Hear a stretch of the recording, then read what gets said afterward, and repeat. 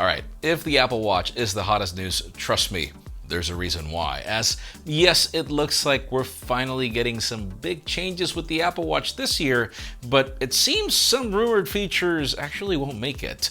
Samsung might be differentiating the Galaxy S22 Ultra from the other models, and let's just say it doesn't really sound good. And Apple just released the Beats Studio Buds, which are, well, more interesting for Android users than Apple users.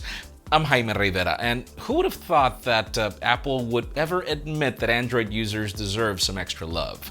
This is Pocketnow Daily.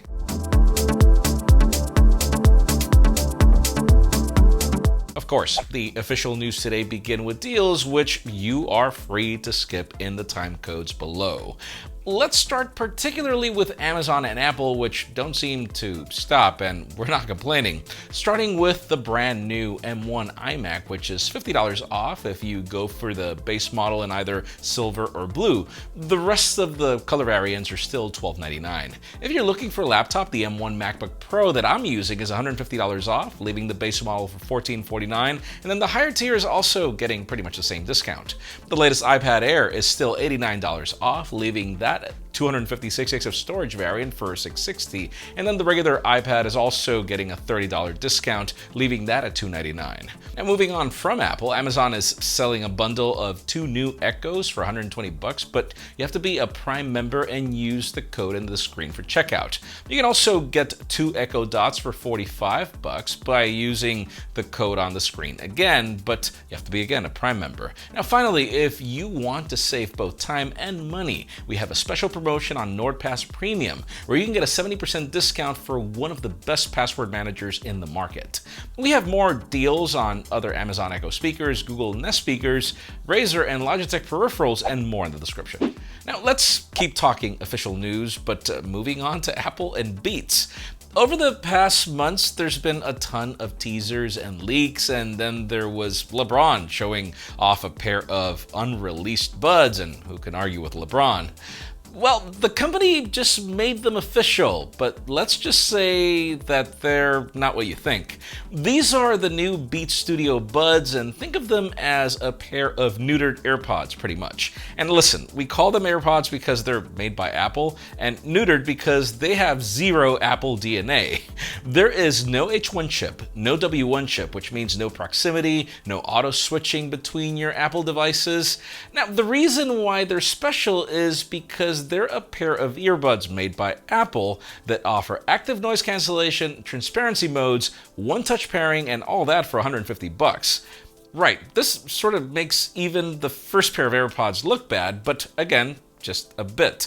They also bring Siri support and a bit of the Find My and offer up to 8 hours of listening time, with the battery case bringing an extra 24 hours. And that said, those numbers are with ANC off. You'll get around 15 hours total if you have it on.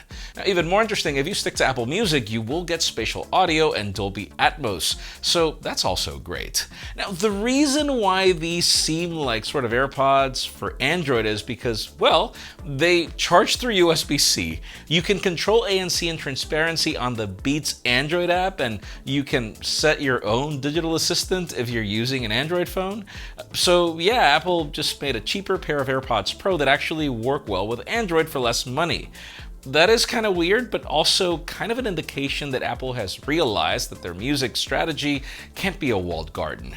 I even wonder if that's going to be the strategy for Beats going forward, which would make a ton of sense if you think of it. Let's move on to Samsung for the next couple of segments, starting with things we're expecting this year with the S21 FE, but we actually don't have good news.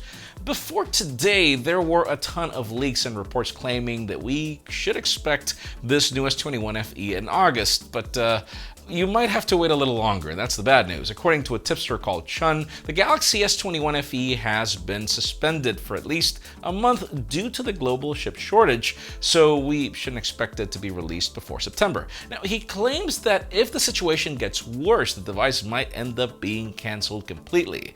Now, he also mentions that the battery could also be part of the problem, but they don't really specify what this problem is. Now, IC Universe also claims that the battery might be the the real cause for the sudden shutdown, and not due to the chip, so that's another twist in the same problem. Now, the S21 FE has been tipped to bring a 6.5-inch AMOLED display, Snapdragon 888, 8 gigs of RAM, 256 gigs of storage, along with a probable 5,000 mAh battery if that ends up happening. We'll see how the rumors evolve over time, but for now it seems that their Unpacked event might be focused on foldables and wearables. Or, I don't know, probably we get the device announced, but the launch dates happen later. Let's stick to Samsung and the Galaxy S series, but let's just say that the bad news don't stop with the previous segment.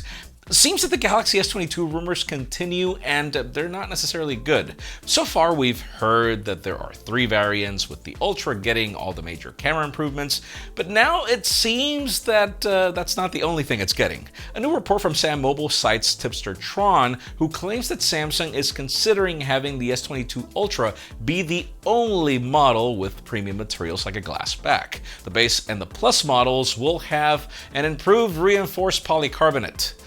Plastic. It's plastic.